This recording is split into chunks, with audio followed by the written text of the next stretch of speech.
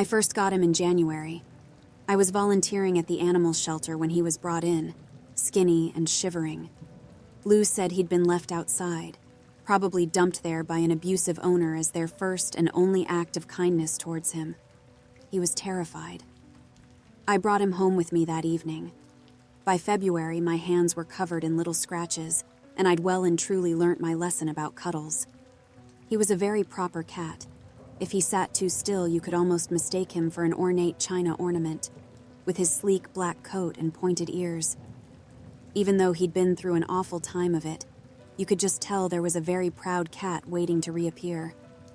I named him Raymond, which he seemed to approve of. He started eating his dinner on the floor next to me, and would occasionally let me stroke his head without a hiss. By March, he would come to greet me at the door when I got home from work, skipping down the stairs from wherever he'd been dozing. His ribs had disappeared beneath his healthy coat, and his shiny green eyes seemed to smile at me. We were both doing well in April. My once scared cat had now become a confident, cuddly boy. I'd get to kiss him on the head goodbye as I left for my first few dates with Owen. Owen was charming, and everything I'd ever dreamed of. I'd spend evenings with him in fancy restaurants, laughing away and hanging on to his every word. One evening in May, I was walking home from another wonderful evening when I tripped and fell smack bang in the middle of the pavement, leaving angry red grazes on each hand and knee. I hobbled home feeling sorry for myself, and was greeted by a familiar mew at the door. I tried my best to give myself some first aid, and when I climbed into bed, Raymond appeared at my side. He sniffed at the haphazard plasters and stared at me, his green eyes big and curious. "Nothing to worry about, Ray. I just tripped is all," I told him. Owen was always joking about how clumsy I could be. Raymond seemed to frown, wiggling his black tail in the air. Then he leaned forward and gently pressed his head against my grazes. I'm not sure how he did it, but his eyes seemed to roll back into his head, and I could have sworn they then began to glow. He sat like that, completely still for a few seconds before drifting off to sleep. When I peeled the plasters off the next morning, every mark had disappeared. I couldn't believe it. I spent ages running my fingers over my now smooth skin. Raymond just sat in the doorway and stared, his head tilted to the side. I wondered if I'd dreamed the whole thing, but in June it happened again. I'd been moving my things into Owen's flat when I'd caught my finger on his door latch, leaving a rather deep cut. Owen just tutted and went to pick up the box I'd dropped. Later, after Raymond had inspected our new home, he came for his evening cuddle. Owen was at the pub by then, and he seemed to breathe a sigh of relief. The poor cat was still so wary of certain people. I felt guilty for moving us in with Owen in a way, but he had insisted, and how could I say no? Raymond came to sit on my lap, and upon noticing my finger, his eyes immediately rolled back into his head, and definitely glowed this time. I took off my bloody bandage to find again that any trace of the wound had vanished. Raymond purred softly as I stared at him, mouth agape. By the end of August, Raymond had healed a fair few scrapes and bruises for me.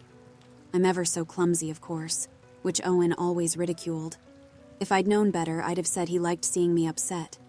Sometimes he would come home drunk and accidentally push me. On one occasion, he did this when I was cooking at the hob, and Raymond seemed to use all of his might healing my seeping burn. I spent an awful lot of time in pain, and the rest lonely. I'd stopped volunteering at the animal shelter a few weeks before, when Owen and I decided I should be working more hours to help pay the rent. I missed Lou, and I missed my friends. We lived quite far from my parents too now, and I missed having friendly conversations that weren't just with Owen on a good day. I still had Raymond, though. September went by in a bit of a blur. I found myself stuck in an unnerving state of trying to do everything just right. I would walk home from work slowly, savoring my time in the cold and the dark. But not too slowly, or Owen would question where I had been, and with who. I didn't see anyone nowadays.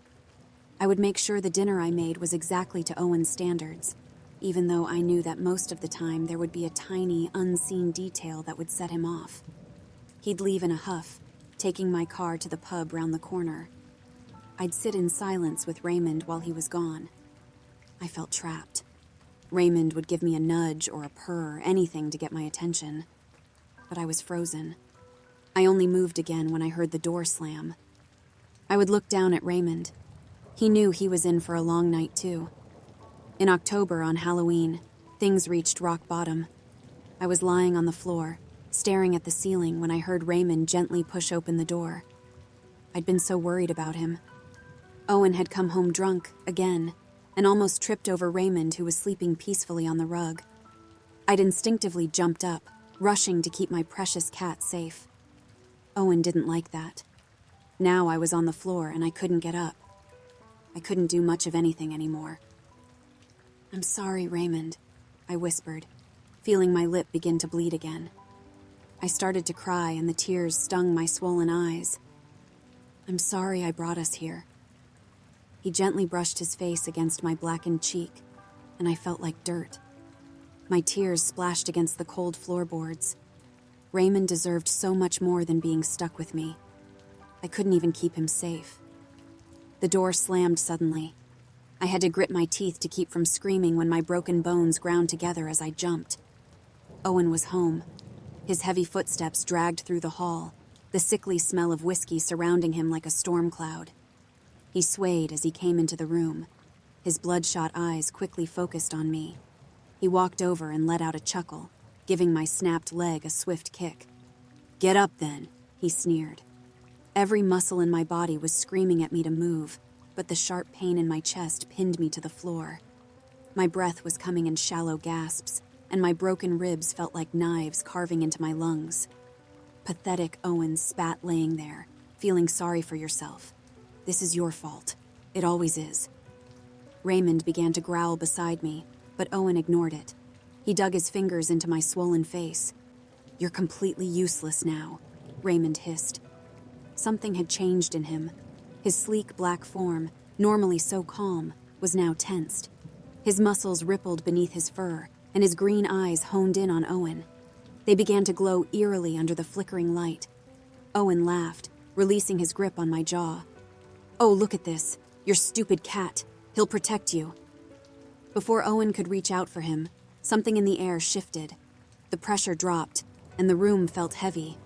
Raymond's growl deepened, sounding far more primal. His eyes weren't just glowing anymore. They were burning.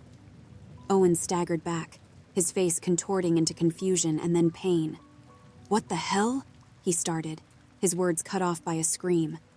I could only watch, wide-eyed, as Owen's body began to jerk violently. His arm twisted, the bones snapping with a sickening crunch. He screamed again, the sound ripping from his throat as his skin began to stretch and split. Hot blood oozed from the cracks like lava. My own injuries, the burns, the broken bones, the bruises, began to fade. I felt them peeling from my body as Raymond had done 100 times before. But this time, he was putting them straight into Owen. His knees buckled as another snap echoed through the room. His leg was bent at an impossible angle, the flesh tearing as though he was being pulled apart from the inside out. "Raymond, no," I whispered, but the word felt hollow. Could I even stop him? Did I even want to? Really? The cat's gaze never left Owen. His tail flicked in a deliberate motion, and Owen screamed again. This time it was louder, higher pitched, as his ribs caved inwards with a wet, crunching sound. Despite everything that he'd done, I hoped that the alcohol was dulling some of the pain, at least a tiny bit. Owen convulsed as his spine twisted, vertebrae snapping like dry twigs. Blood sprayed from his mouth and his hands clawed uselessly in the air. He was reaching out for me. Over the next few minutes, I squeezed my eyes closed as I listened to every crack and snap. It was slow and deliberate. Raymond was savoring this. Finally, Owen collapsed onto his front.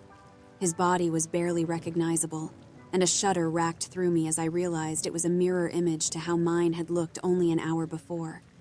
His breath came in short, sharp gasps. He looked at me trying to plead, his eyes wide with terror. He was a wounded animal. I don't know what came over me, but I looked over at Raymond and nodded. I looked away when my cat's jaw began to unhinge, stretching wider than it should ever be able to. I still heard, though, the sound of Owen disappearing into the gaping maw. I heard the crunch. When I turned back around, Raymond was a cat once more. He licked his paw and used it to wipe a drop of blood from his sleek head. There was no sign of the monster I had seen only seconds before. There was no trace at all of Owen. Raymond purred contentedly. It's December now, and things are much different. My parents hug me goodbye on their way to work, and usually Dad makes me breakfast even when I insist I'm not hungry. He says I'm much too thin. In the evening, we spend time together as a family, the wood burner crackling and Raymond sleeping soundly in front of it. I tell myself that I'm safe now, that it's over. But as I look at him sleeping there, I wonder what else he's capable of. I don't know if I'll ever feel like myself again.